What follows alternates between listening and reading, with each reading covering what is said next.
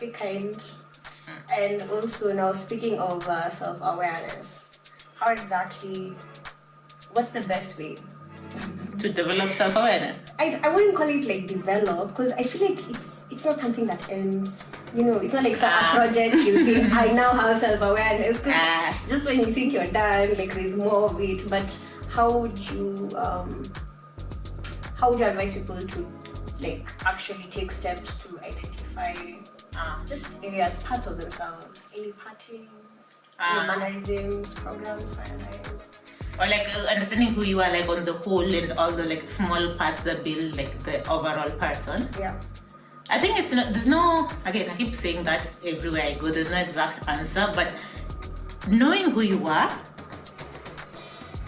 it depends on like a process, because then you have to go a couple of steps back again. You have to look at like your childhood, because that takes like a big chunk of it, and how you were brought up, the family you were brought up in, the kind of parents you had. You know, some people had chaotic parents. Are you making a list? Warm parents. Some people had a household that had one kid, so all the attention was on you. Some people were like 6, 7, 8 hours. We were like, what, 6 of us in one place. So you see all these things like gradually. Going to run into the Nini because she's locked up unless somebody freaks her out from outside. Are you expecting anyone to? No, if somebody walks, she'll back. Oh, the food is finished. This side is finished. I think they're working in the back, so we'll see. Either way, it's a natural environment. Yeah, it is. Obviously. Oh yeah, munchies. I didn't ask if you wanted tea or coffee, but then I know you have to finish. You can start. I don't know if you're starting. I so you can just keep that whole me doing the whole rant, put that one inside. Hey, moving on. I didn't know the start of this stuff. Yeah, okay. Hi guys, welcome back to my channel. My name is Stacey Nduta and welcome to my flawsome world. So today we have a very special guest. Whoop, whoop. Okay, for you know, I've known Marianne for such a long time, so I'll let her introduce herself. How long have you known me? I was in Moi. Imagine! I was in Moi. Moi was like 100 years ago. I don't know, around 2014, 2015, 2013, back then. But yeah. And then you came to work in it? Okay, first. I came to work in Nairobi, story for another day. Hi everybody, my name is Agolla Aloo, Marianne.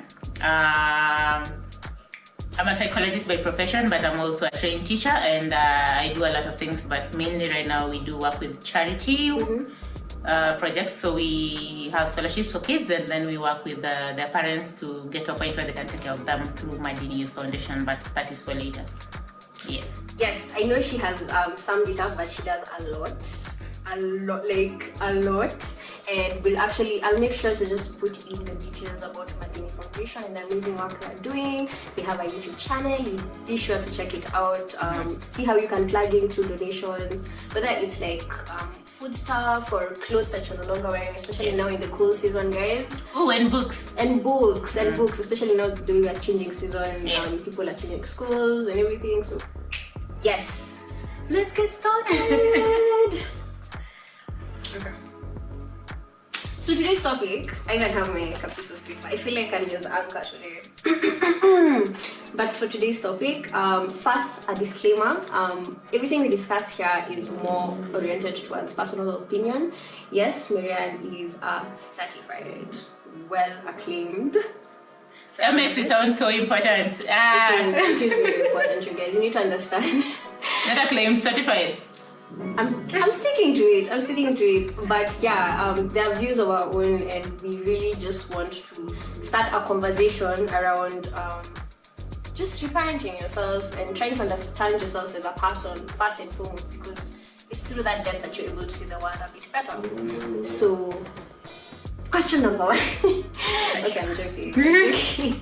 Feels odd, like when it's like an interview, you know, it feels odd, like you have to like arrange your answers in your head, but I'll try the best I can. Anything I say here is based on my training, the few experiences I've had, maybe in a personal life or work life, but again, you adjust situations based on every person's experience, so don't take it as gospel truth. It's just like one like general knowledge of sorts.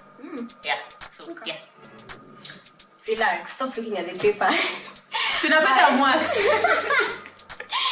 But okay. Basically, let's just start where we were actually. Right now, we're having a conversation around code switching versus masking, and we're just discussing around how sometimes we find it towards human nature to actually tell white lies. Yeah.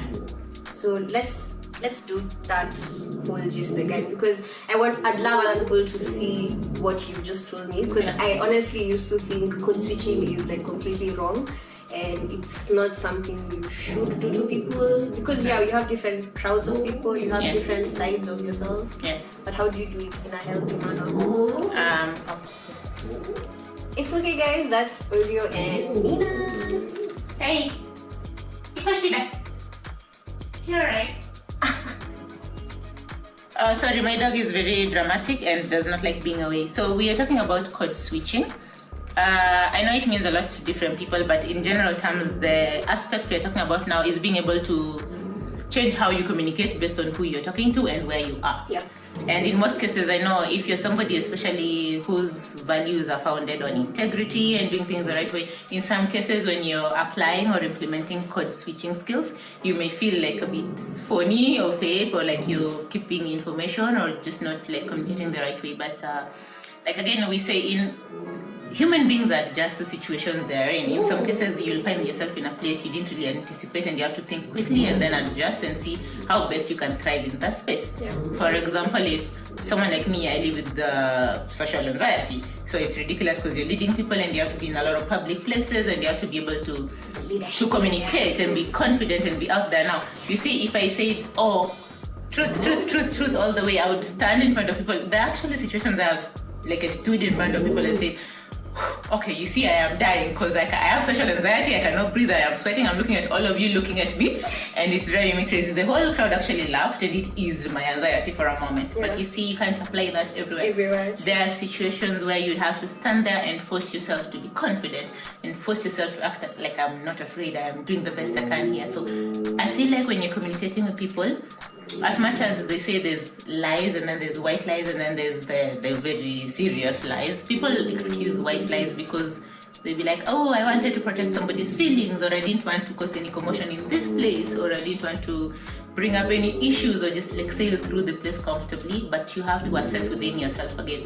There are situations where as much as you'll excuse a situation and use a white lie, it may end up harming somebody more than helping them. So I feel like each incident is supposed to be like assess it in the moment.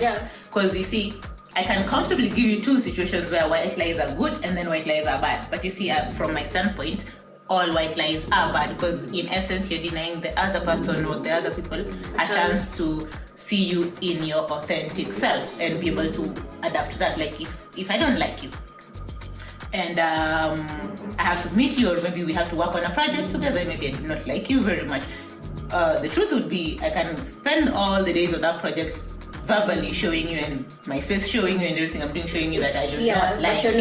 But you see, in the long run, if I sit down and ask myself, this will affect the project, it will affect your whole well-being, it will affect my own well-being, because you cannot be mad all day, every day. You will not feel good. So then you have to assess that if I have these things about this person, if this is not something I want to address now, that's still okay, then am I able to work with them objectively? In such a case, then you have to teach yourself to be able to, sometimes I call it compartmentalizing your feelings, by knowing, leo tunafanya kazi, or today we are working on this, or maybe I'm not ready to address this now, but I'll take my space, and then when I'm ready, I'll come and address it. But you see, in essence, you haven't said, I'm okay with you, I'm fine with you, but you've given yourself time to process your feelings towards the person, so that the next time you interact with them, it's not the fake interaction. But yes, in some cases, I won't lie. Again, it's ideals. Morals is just about ideals. In some cases, you have to bend a few things. As long as you in the end, you choose like the right thing, it becomes like easier.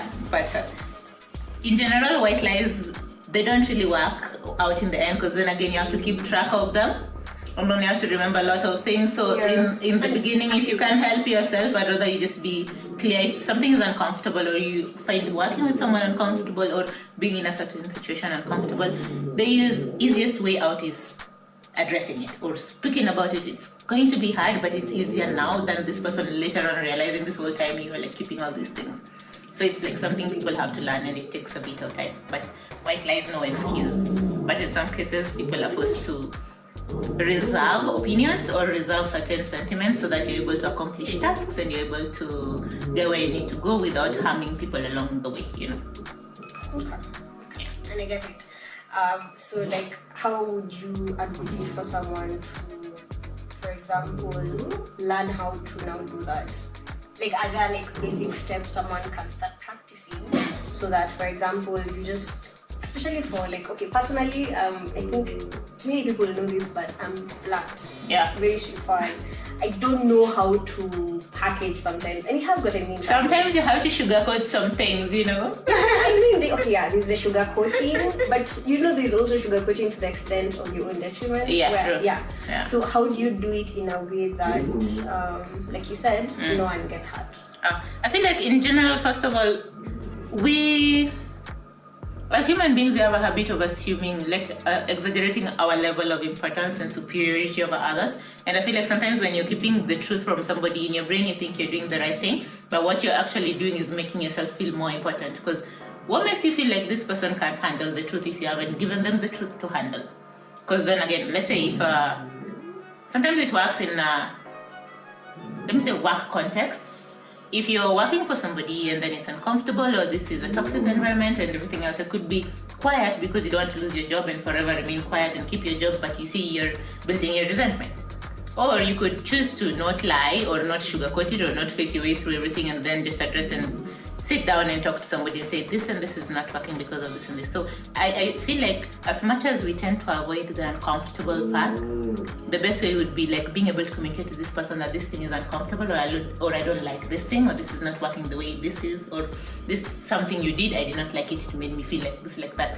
Now, the immediate outcome in most cases will not be pleasant. The person may be offended, it may be a fight, it may be, they may even like stop talking to you forever, or they may distance themselves, hell, they may even go talk to other people about you. But you see, in the end, you have to ask yourself, what is more important? Not having addressed it, or having addressed it and then have this person know that I took the chance to fix this. Again, you, as much as I say go address it, just don't go there like addressing it like, you know, I don't like this.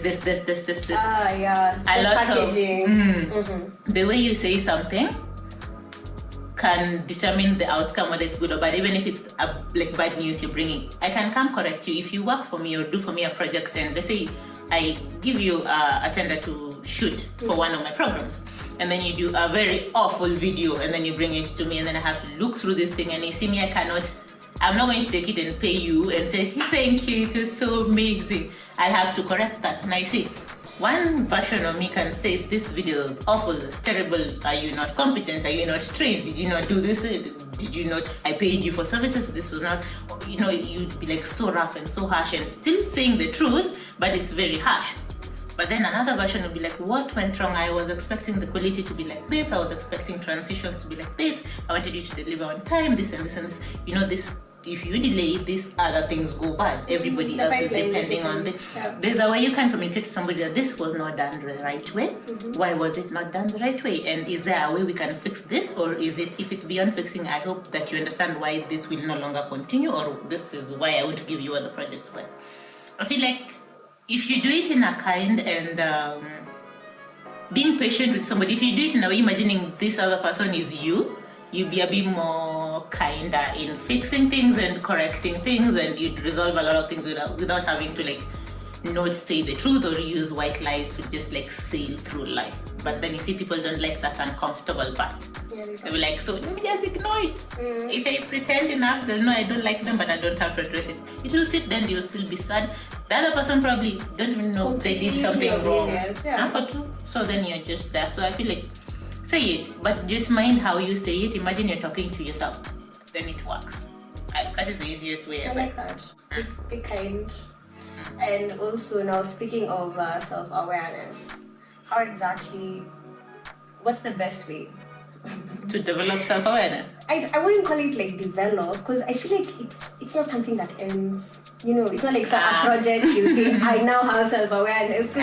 Just when you think you're done, like there's more of it. But how would you advise people to like actually take steps to identify just areas, parts of themselves, any patterns, any mannerisms, programs, paradigms, or like understanding who you are, like on the whole, and all the like small parts that build like the overall person. Yeah. I think it's not, there's no, again, I keep saying that everywhere I go, there's no exact answer, but knowing who you are, it depends on like a process, because then you have to go a couple of steps back again. You have to look at like your childhood, because that takes like a big chunk of it, and how you were brought up, the family you were brought up in, the kind of parents you had. You know, some people had chaotic parents. Are you making a list? Warm parents. Some people had a household that had one kid, so all the attention was on you. Some people were like 6, 7, 8 us. We were like what, 6 of us in one place. So you see all these things like gradually, like drop pieces into who you become. So over time, for you to understand who you are now, somebody like me, I live alone and I enjoy living alone because I grew up in a house that was full of people.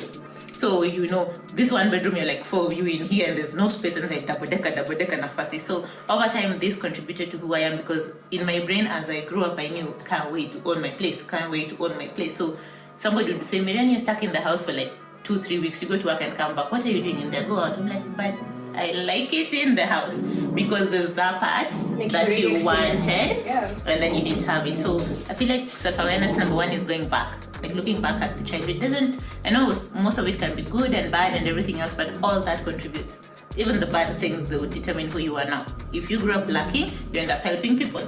Or if you grew up with so much, you can also end up helping people. So you have to look at the past, first of all. And then you have to look at, there's a lot of differences that people forget in when I run around teaching people about psychology. I say, even if you don't have like depression, anxiety, or any other mental crisis, or dealing with loss, or dealing with a lot of things, you still can, if you can afford it, to go to therapy at least once a month. Because then it teaches you beyond the problems of life. It teaches you about yourself. You learn with your therapist your personality, the different traits, those if you're extroverted, introverted, if you're somebody who's open to new experiences, if somebody who's a bit more conscientious, if you're somebody who's likely to have empathetic traits, or if you're somebody who may be having some other aspects of their life affecting them. Like, there's so many things that happen that you may not be taught in school, you may not be taught at home by your parents, but then you always do things a certain way, but you never understand like the reasoning or the explanation behind it. So you see, like, being able to sit down with somebody, or taking the time to learn about personality, or learn about growing up, nature and nurture and everything else, you'll be able to know why you do things the way you do them. But then again, it takes like a lot of looking inside yourself and being okay with like also what you see. Because a lot of there's some parts of you just like, that's me, you know. And a lot of times when people work on themselves, I keep telling people, and it's good to like use your own personal experiences. Somebody like me, I've grown up in like a lot of places, like in the village, and then you move straight to Nairobi, and then like culture shock, and then you move into this other new role, and then you're a teacher for a moment, and then you're a psychologist for a moment, and then you're now a social worker. You see, like, you move around a lot. A lot of things happen to us right now, even like the younger ones, that if you're not careful, you lose yourself along the way. Because a new trend comes, you adjust everything, you change the way you look, the way you talk, the way everything. Something else comes, you change. By the time you're like 20 or 30 or 40, like at some point you look back and then you don't know which version of this is me. Because me, I can tell you, I am an introvert. I don't like going anywhere. I would rather be in the house and raise animals and everything else. But then I can also be an extrovert when I want to, and everything else. I'm very loud sometimes.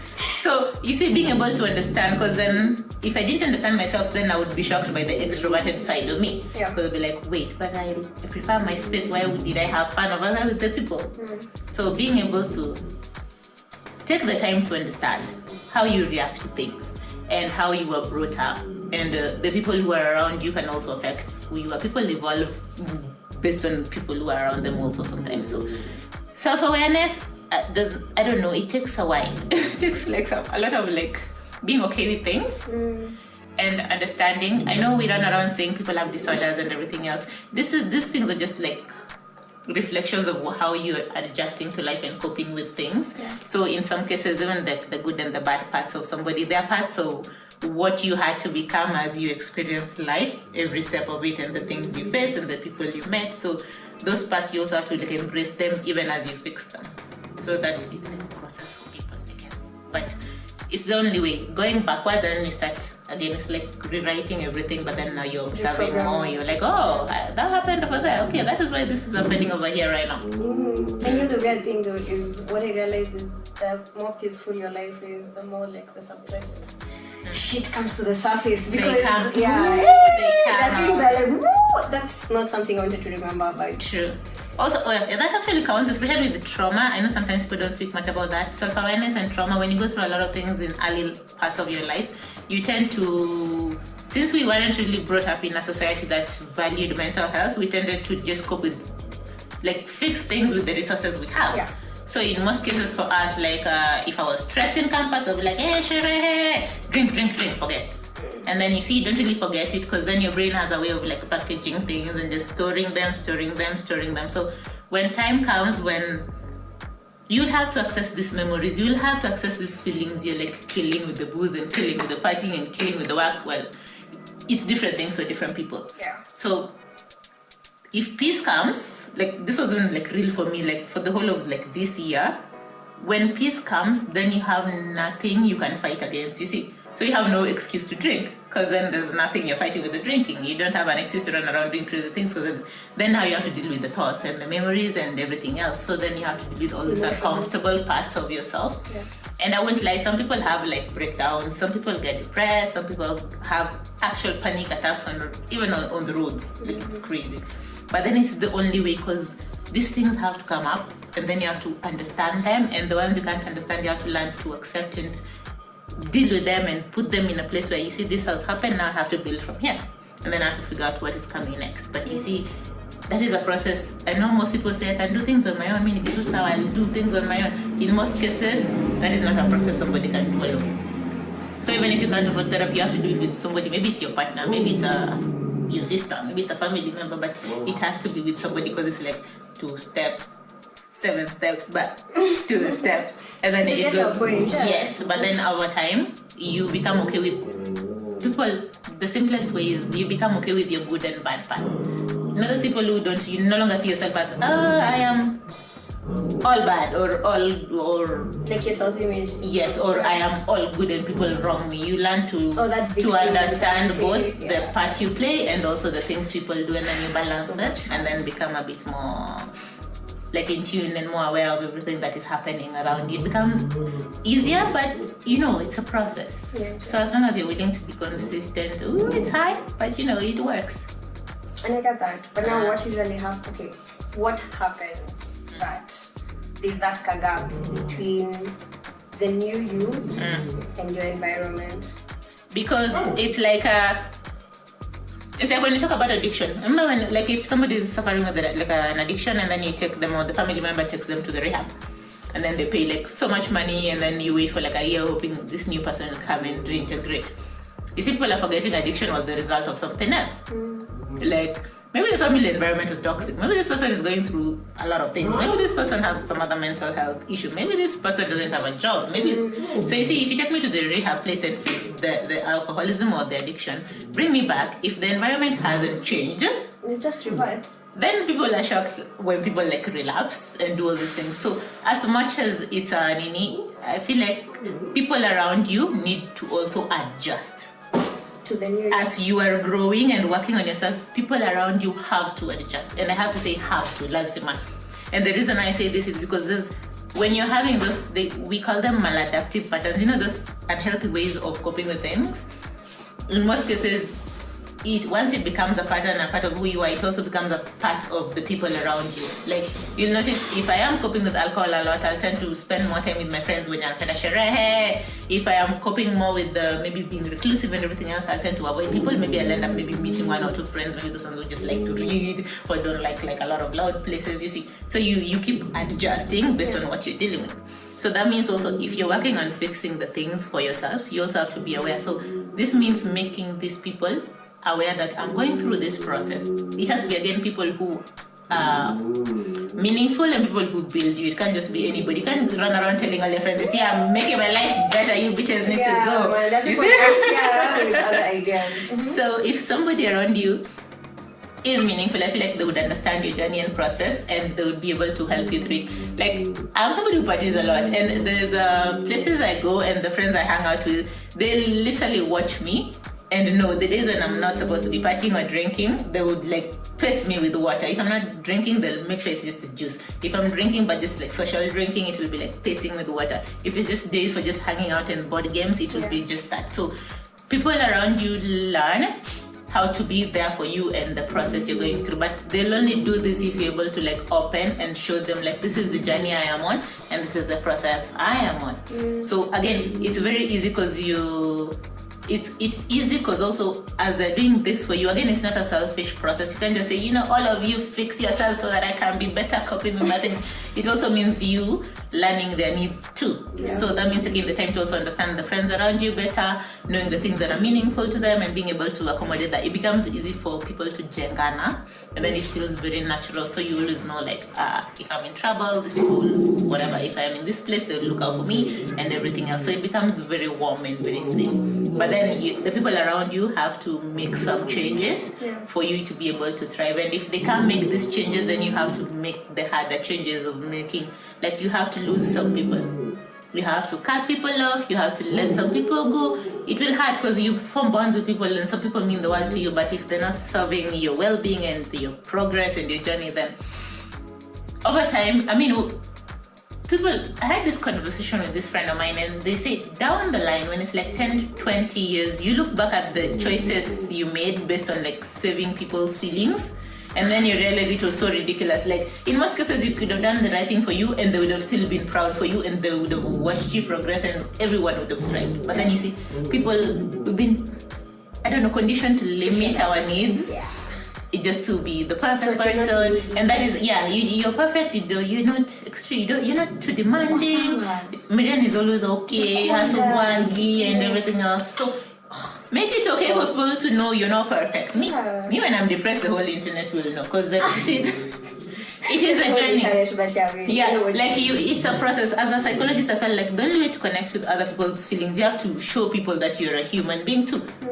It's not perfect. Some days are amazing and they thrive and everything is working fine. Some days you just wake up and you're like, no, we are not doing this today. That is okay. I don't know why people make it so difficult, but imagine it's fine.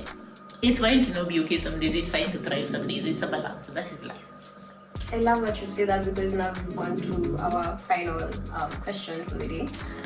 How can someone who has not been honest with themselves, and all this sounds like very new information, actually start practicing to be honest with themselves? I keep saying you can start with therapy, but if you can't, you can buy a book. Listen, let me explain what buy a book means.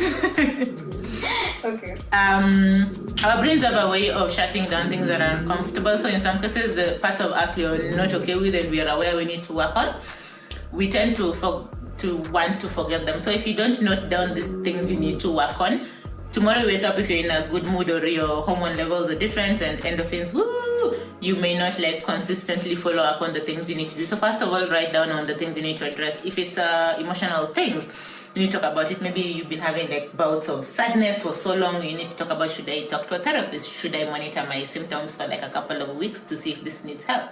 But you see, the only way you'll remember to follow up is writing down, okay, today my moods for like half of the day I was okay, or half of the day I was very sad. So by the time nobody is supposed to be, I keep saying, if there's something going on in your life that is affecting how you function at home or at work or in another social setting, then you need to talk to somebody.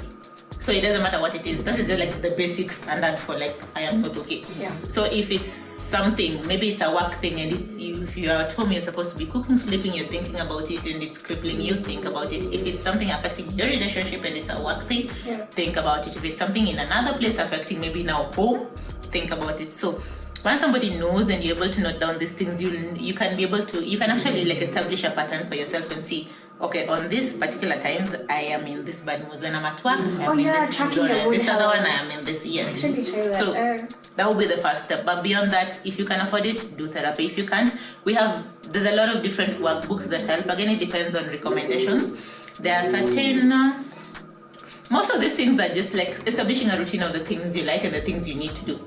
Like, Okay, I keep using myself because it's easier for me. Yeah, because you have experience. Yes, to yourself. I'm somebody who has like bouts of depressive episodes and then the anxiety and everything else. So the only way for me to like do that for myself is to be able to, I established a routine. So I know like I get up at 5 a.m. I have the study thing and I have to do a bunch of work things. At a certain point I have to like update social medias. I have to go do the walk. I have to come back and take my fruits. I have to do this other thing. I have to get breakfast done. I have to get to work. I have to do my errands. So in some cases, especially when somebody is in that state of very crippling sadness and you don't know what to do, staying stagnant or in one place or not doing much doesn't help. So I had to literally, there is you don't want to go to jog. You wake up and you look outside and it's drizzling.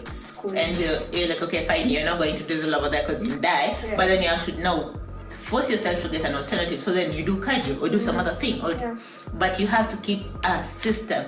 If you keep it doesn't have to be rigid like beep, boop, boop, doing the same thing. No. You just, it's not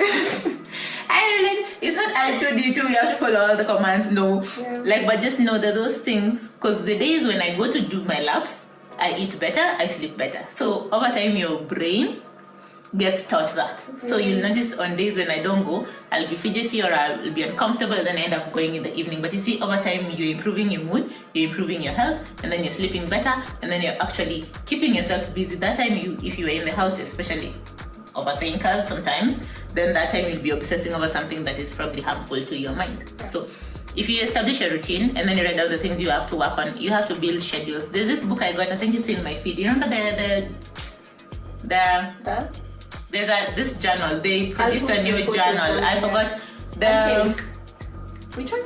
How to what? The giving a fuck books. You know them? Oh yeah. The Manson things. Is it called Manson? I think so. Yeah. So you see those books. He recently made a journal, but now this one is it guides you like daily. So there's like literally. Oh, it has like prompts. Yes, it has prompts. So if you have a book that has prompts or journals, you can be able to use that as a guide, especially for people who maybe don't have like a lot of background in mental health and you don't have a lot of the tools. Yeah.